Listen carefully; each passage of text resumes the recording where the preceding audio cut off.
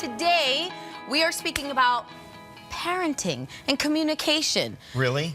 Sometimes. Were you able to communicate with your parents? No. Good. No. My parents are old school. They come from the old country known as Europe. And, you know, for them it was about survival. You know, they lived through World War II, and they were not interested in communicating. They were interested in us, like, not starving, shutting up if we talk too much, going to bed on time, you know, the basics. Yeah, see, and my mother, her way of communicating wasn't necessarily speaking. It was giving me the stare. So for those of you, she would go like that. Ooh. Oh. That's... And I already knew. I knew. I said, Mommy, oh. So she didn't have to hit me. And look, we were pretty abused. And well, you know, I got to tell you out. something, because when I met you, I realized this girl has some big scars. She's messed up. Now I know why. My mother left me, you are messed and I was scared. Wow. No. But it was a different way of communicating. And like you said... Well, because our parents are ethnic. Our parents are... We're from New York. This is New York. Our parents are ethnic, and they come from a different world. The new generation is all about, you know, how do you feel? And it drives me crazy when I see parents, like, asking the 2-year-old, would you rather go to the circus or the zoo? Would you want French fries?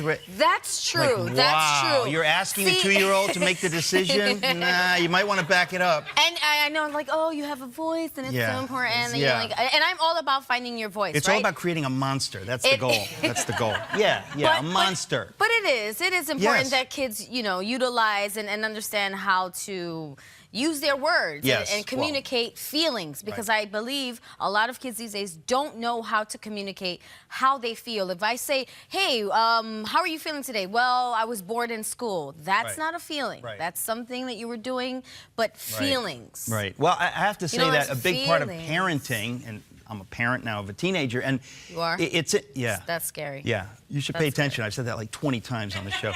No, seriously, we joke, but, you know, in all seriousness, to keep a door open so that your kids would share stuff with you. Now, that is not easy to do, because we just want to talk at them and say things. But my wife is really good at this, and she helps me to understand that I've got to be careful. And if my daughter is in the mood to talk, just shut up and let her talk, let her share. I mean... Do you allow your daughter to talk? Because, you know, you like to talk. Not yet. Is she like you? Unfortunately, she's a lot like me. So we talk. No, but it's a beautiful thing to keep that door open as a parent. We're going to cut this out in post-production. This will not be in the show. All right.